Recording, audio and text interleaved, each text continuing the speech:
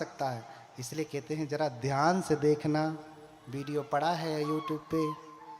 ऐसे करके पांव छूते हैं और तुम पांव छू लो, हम पांव छू ले, कहते देख रहे हैं किसी और धर्म के बारे में, ये तो विधर्मी हो गए।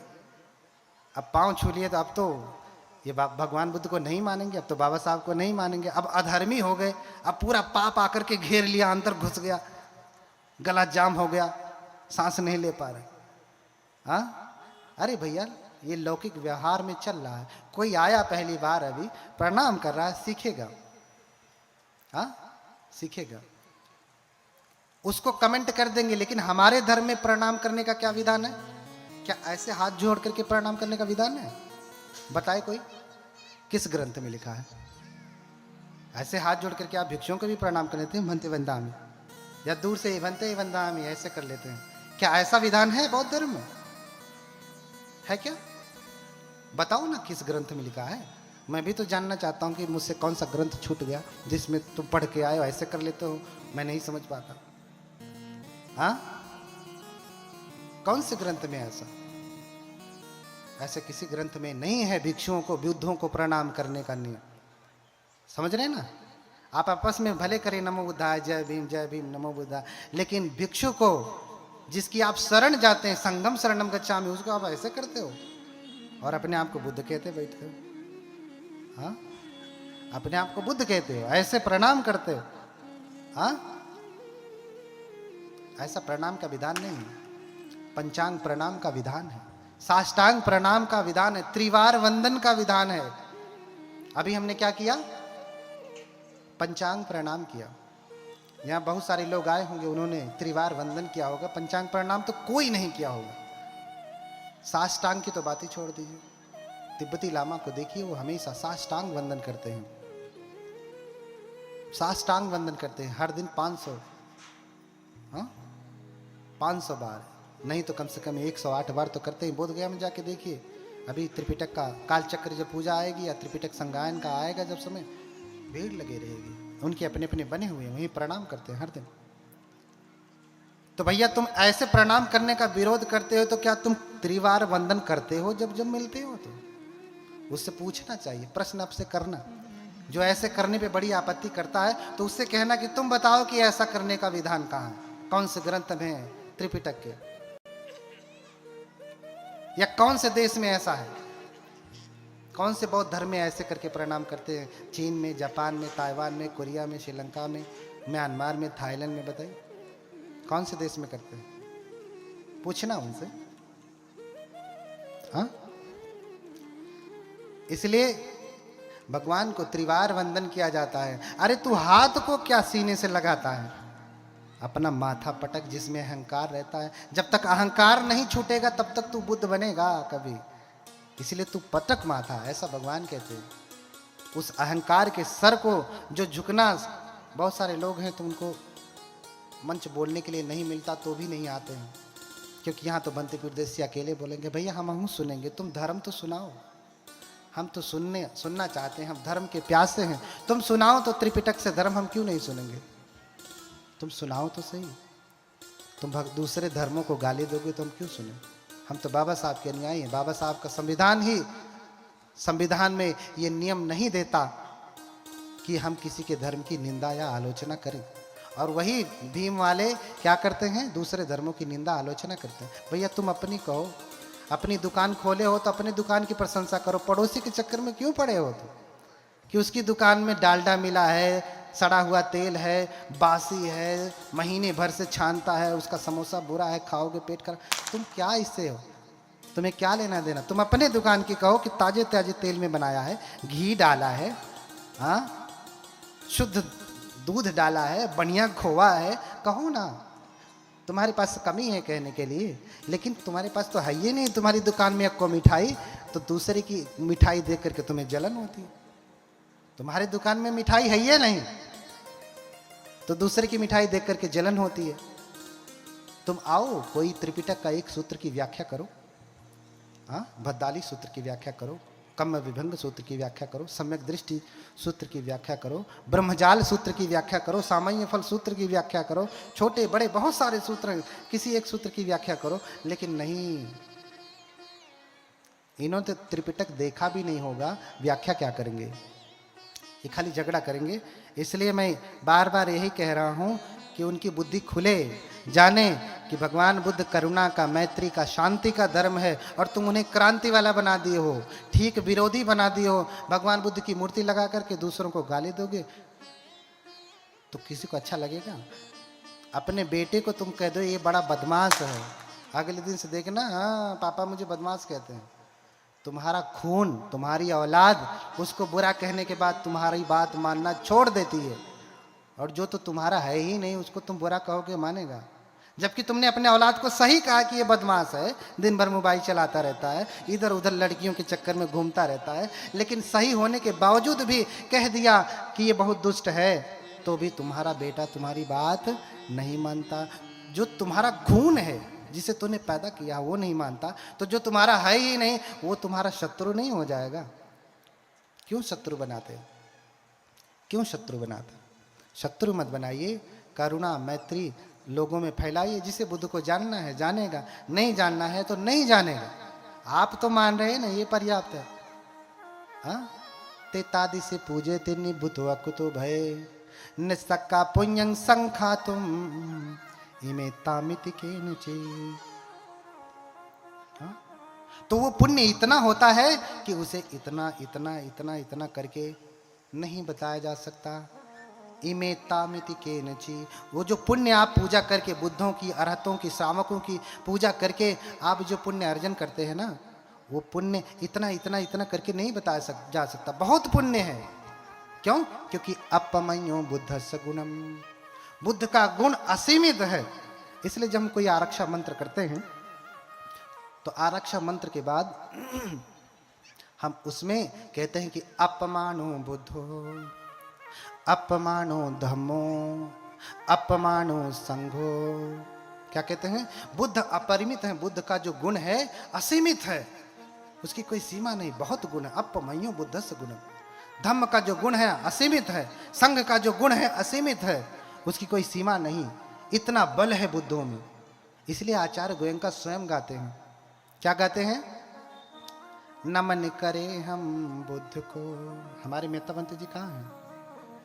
जरा दोहा गा करके सुना दें। हाँ, आओ मानो मानवी चले धर्म के पंथ,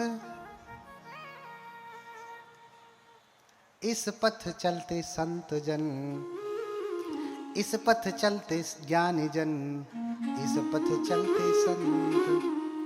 कौन चलता? ज्ञानी चलते हैं, संत चलते हैं, जंगाली नहीं चलते। कौन चलते हैं? इस पथ चलते ज्ञानी जन, इस पथ चलते संत। जब चलते हैं तो क्या करते हैं? क्या कहते हैं वो? नमन करें हम बुद्ध को, बुद्ध करें कल्याण, बुद्ध सदा रक्षा करें, बुद्ध बड़ा बलवान। बोलिए, बोलिए, हाथ जोड़ करके बोलिए। क्या बोलते हैं? नमन करें हम बुद्ध को, बुद्ध करें कल्याण, बुद्ध सदा रक्षा करें, बुद्ध बड़ा बलवान। अंत में गाया ही, उनसे रहा नहीं गया कि हम बुद्ध को नमन करते हैं। क्यों? क्योंकि बुद्ध बड़ा बलवान, बुद्ध से बड़ा कोई बलवान नहीं, और बुद्ध सदा रक्षा करे। हाँ, बुद्ध हमेशा हमारी रक्षा करें। और कैसे रक्षा करेंगे?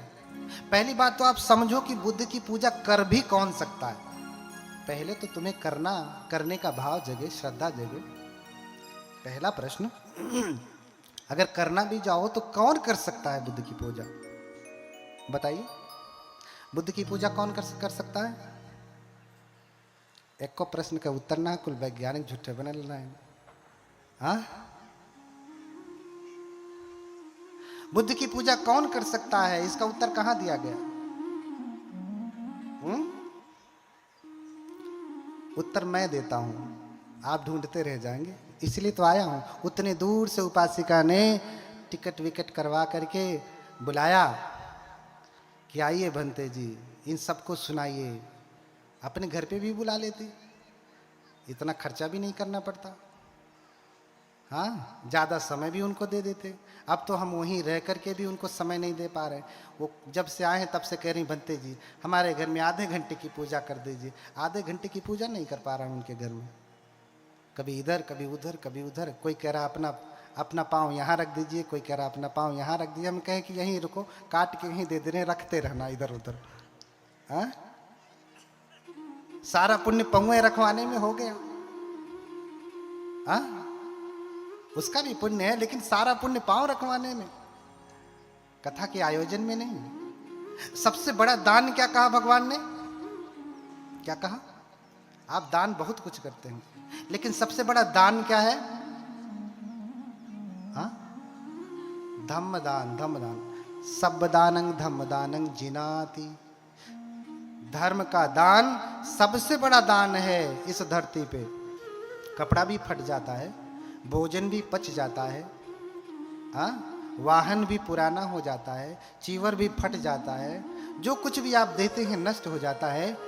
हाँ, जीरन्ति वे राजरथा सुचिता अथो शरीरम पिजरम उपेति सतंच धम्मो न जरंग उपेति संतो हवे सभिंग पवेदयन्ति। क्या कहा?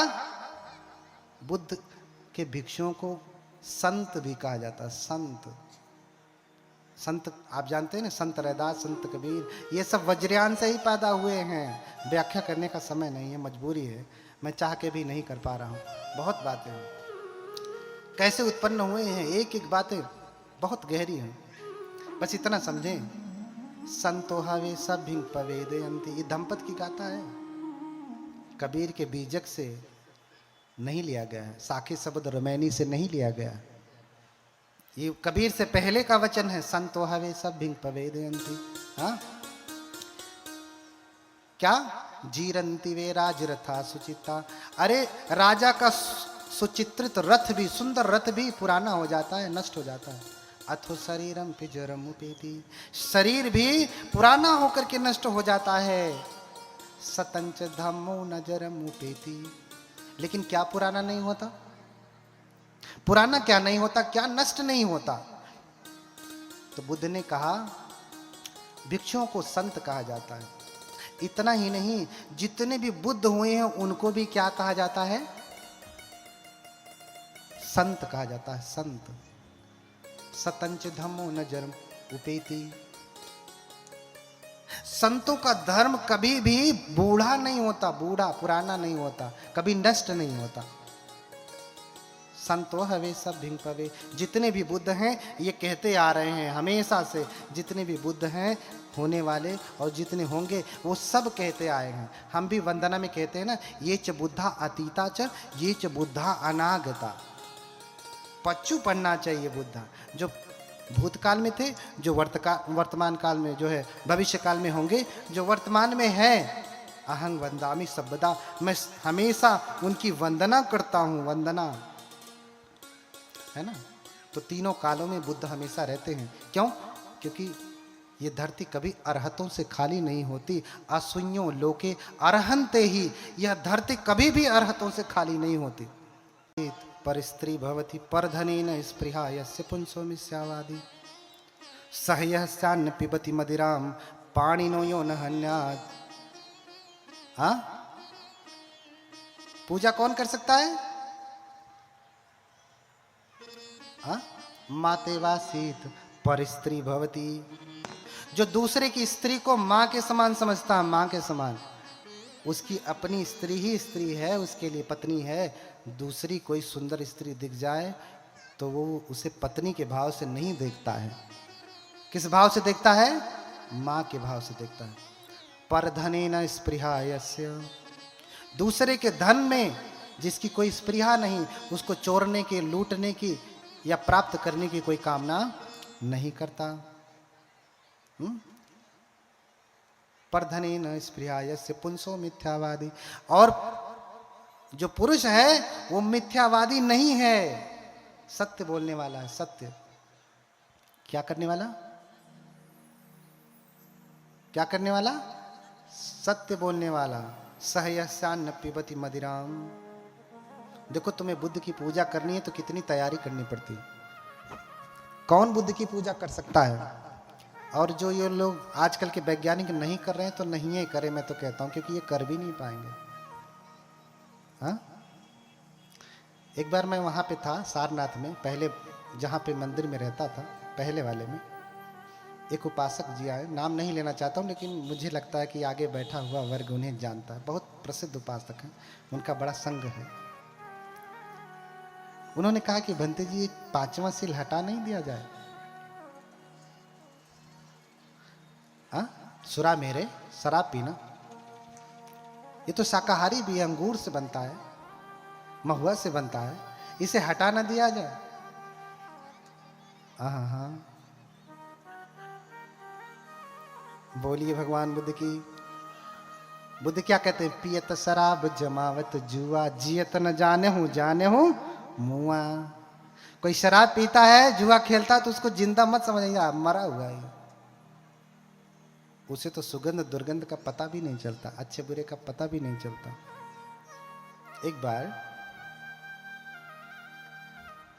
एक बार बस समझने के लिए कह रहा हूं, किसी को बुरा लग जाएगा तो समझ लेना कि वही पीता होगा। अब बुरा लगने वाला बात भी खत्म कर दिया हमने, अब उसे लगेगा भी तो नहीं बोल पाएगा, क्योंकि प्रकट हो जाएगा भरी सभा में। हाँ कहीं से भी छोड़ूंगा नहीं आपको। हाँ, एक बार बस समझने के लिए, एक व्यक्ति शराब इतना पिया कि शराबी को शराब के ठेके के मालिक ने भगा दिया, भागो यहां से, रात हो गई, बंद करना यहाँ से। रास्ते से चलते चलते, ऐसे ही गांव का रास्ता था, जानते हैं गांव में शौचालय उचालय तो होता नहीं। हाँ, किसी ने वहीं पे आग रख दिया था। शाम को लोग डब्बा लेके जाते हैं, आग रख के चले आते हैं, है ना। अरे आग से जलने के बाद आदमी उतना नहीं छटकता जितना उस पे पैर पड़ जाने के बाद छटकता। हाँ, तो किसी ने रास्ते में आग रख दिया था, और रास्ते में पियक्कड़ अपना घूमते घूमते घूमते घूमते आ रहा है, पैर पड़ गया उसी के ऊपर, और थोड़ी थोड़ी खुशबू उसको आने लगी। हाँ, आगे चलाया, पैर तो पड़ गया, आगे चलाया, मन में आता ही बदबू